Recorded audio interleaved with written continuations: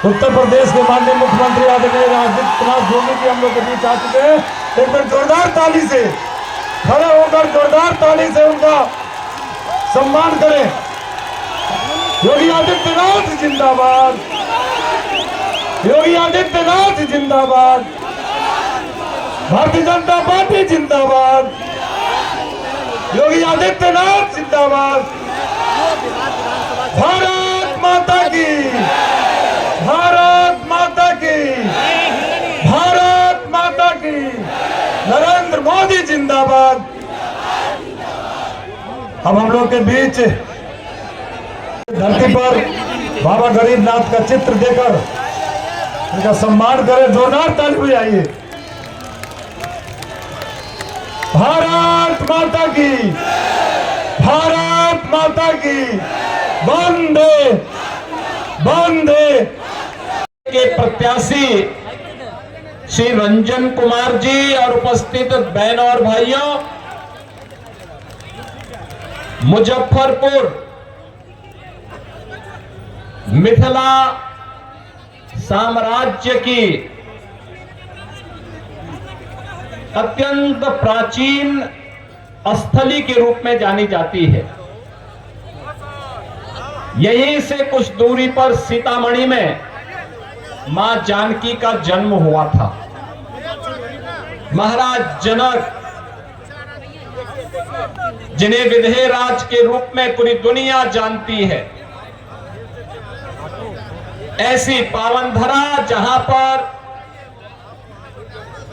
बाबा गरीबनाथ बिहार के देवघर के रूप में, जिनकी अपनी बाबा धाम के रूप में अपनी पहचान है, ऐसी पावन धरा को मैं कोटि कोटि नमन करते हुए आज इस मुजफ्फरपुर की धरती को आप सभी उपस्थित बहनों और भाइयों से अपील करने के लिए आया हूं। बहनों और भाइयों, आखिर कौन से वे कारण हैं जिसके कारण बिहार के सामने 2005 के पहले पहचान का संकट खड़ा हुआ था? अगर आप उसकी तह में जाएंगे तो आपको दिखाई देगा 1992 से लेकर के 2005 के बीच में यही वह बिहार है जिस बिहार में जाति के आधार पर समाज को बांटने का जो गंदा खेल हुआ था, उस जातीय विभाजन ने किस तरीके से पूरे बिहार के अंदर जातीय संघर्षों को और नरसंहार को अंजाम दिया था। अकेले आरजेडी के शासन काल में 60 से अधिक जातीय नरसंहार की दुर्दांत घटनाएं घटित हुई थी। पर्व और त्योहारों के पहले दंगों की आड़ में पर्व और त्योहार के उत्सव और माहौल को दूषित कर दिया गया था। हर जाति की अपनी जात आर्मी बन गई थी। अपहरण एक उद्योग बन चुका था।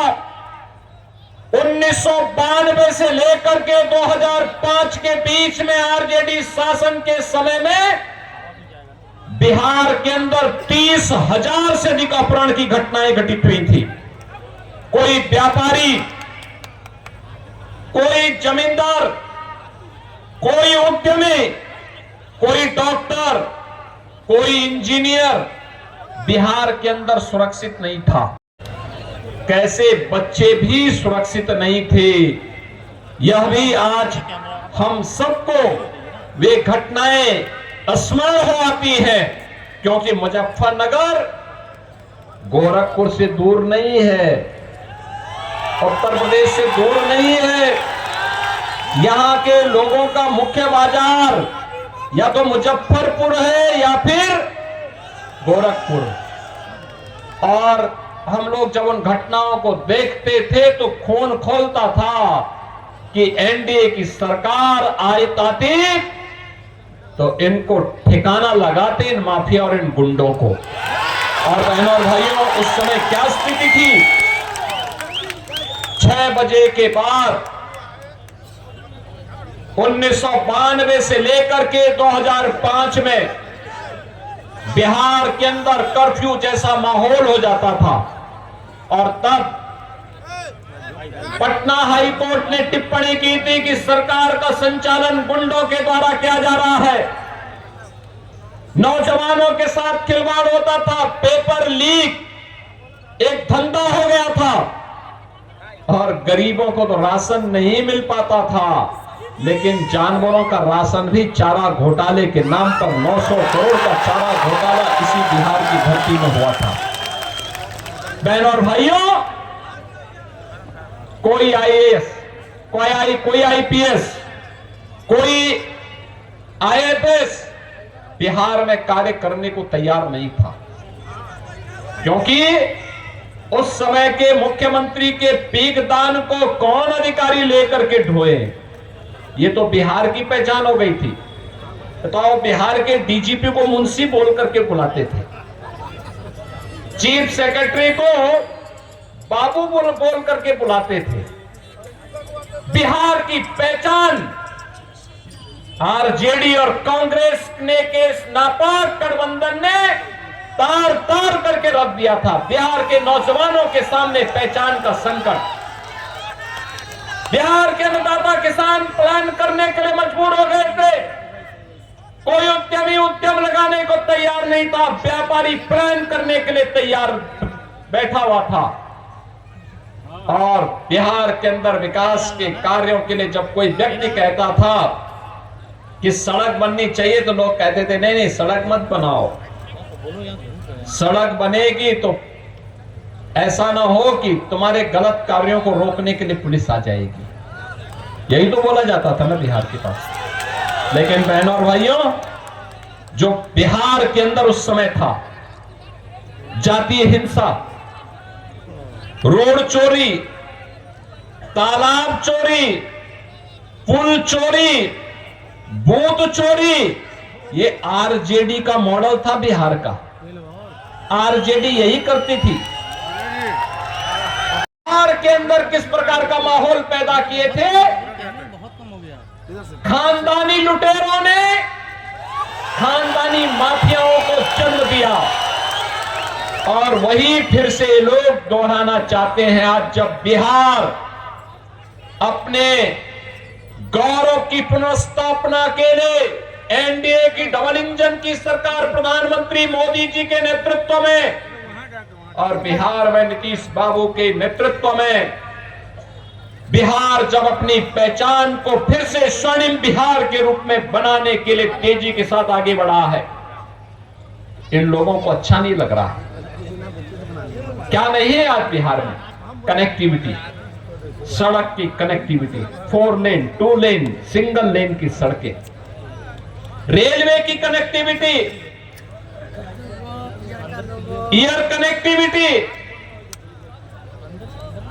मुझे याद है 2020 के पहले एक बार मैं गोरखपुर से दरभंगा की तरफ जा रहा था, 12-14 घंटे लगे थे।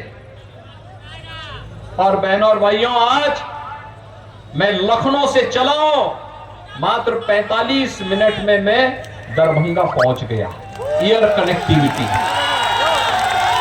इनलैंड वाटरवे यानी जल मार्ग की सुविधा, हल्दिया से पटना होते हुए अयोध्या तक और प्रयागराज तक जल मार्ग की सुविधा भी। बिहार के अन्नदाता किसानों की उपज को, यहां के मखाना को दुनिया के मार्केट तक पहुंचाया जा सके, सस्ते में पहुंचाया जा सके और मुनाफा यहां का व्यापारी और यहां का किसान कमा सके।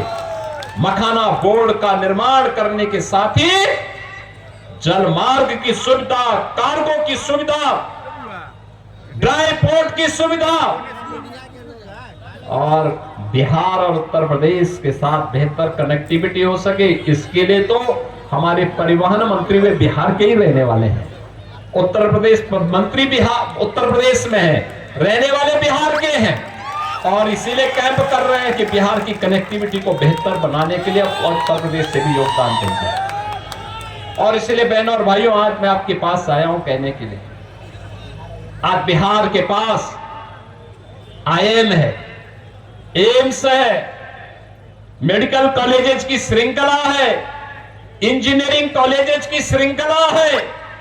आज बिहार में विकास का वह सब कार्य हो रहा है जो बिहार के नौजवानों के सामने एक नई पहचान उन्हें प्रदान कर रहा है।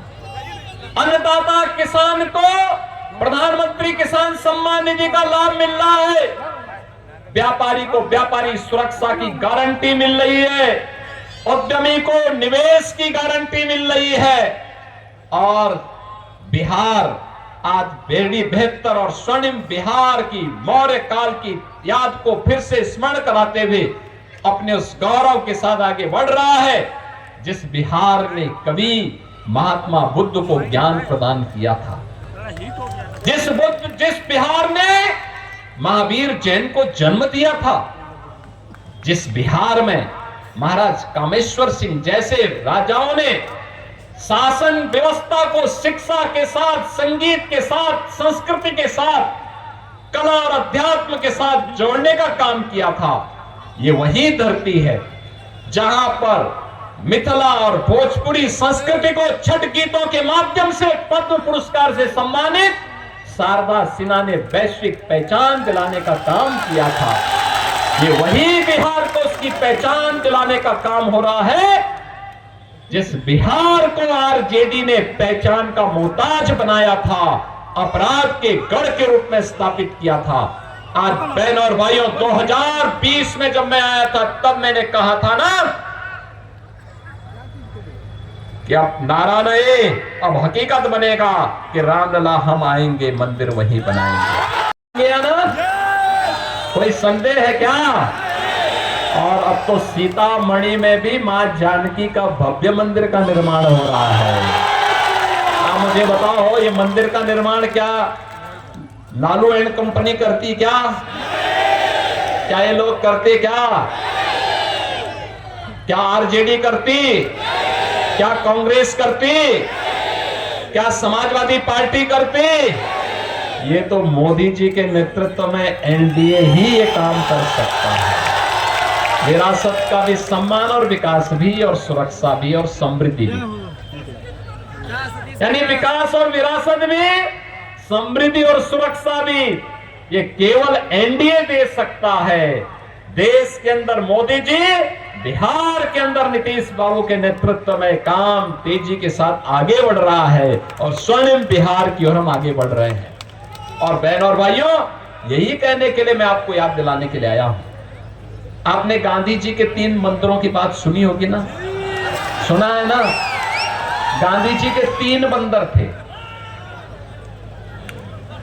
लेकिन गांधी जी ने उनको सिखाया था बुरा मत देखो, बुरा मत सुनो और बुरा मत बोलो। लेकिन आज इंडी गठबंधन का जो महागठबंधन बना है, अपनी ठगी के महाजाल को फैलाने के लिए इनके 3 बंदर पप्पू के रूप में, टप्पू के रूप में और अप्पू के रूप में पूरे बिहार को फिर से पहचान के संकट के दौर से गुजारने का काम कर रहे हैं। एक सच बोल नहीं सकता, एक सच सुन नहीं सकता और एक सच देख नहीं सकता।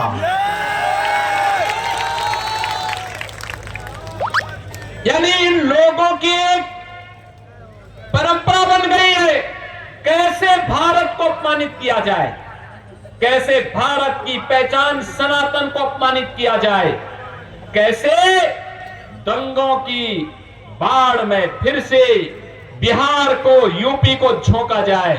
हमने तो माफिया का उपचार कर दिया है और ऐसा उपचार किया है, ऐसा उपचार किया है। ये बुलडोजर है ना, ये यूपी के अंदर माफिया को चाप चाप करके हाँपने के लिए मजबूर कर दिया है।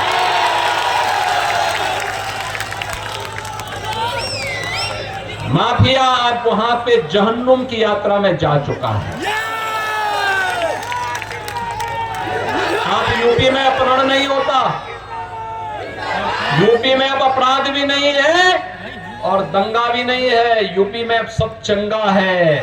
और उसी चंगा के लिए आज आपका आह्वान करने के लिए आए हैं कि एनडीए ही बिहार को स्वर्णिम बिहार बना करके चंगा करने का काम करेगी। लेकिन इसके लिए बिहार में एनडीए की सरकार चाहिए। एनडीए के लिए मुजफ्फरपुर से रंजन कुमार चाहिए। सहमत है ना? सहमत है ना?